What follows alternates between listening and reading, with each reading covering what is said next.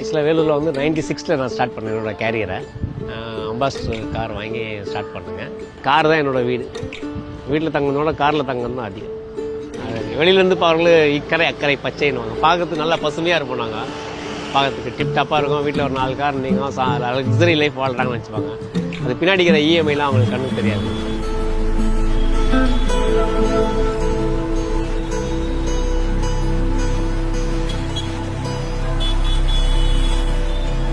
ரொம்ப கஷ்டங்க. வண்டி ராவம் பகலும் ஓட்டுவோம், கண்ணு முடிச்சு குடும்பத்துக்காண்டி பசங்களை வழி நடத்தணும், வாழ்க்கை வாழணும், கொண்டாட்டி பிள்ளைங்களை காப்பாற்றணும்.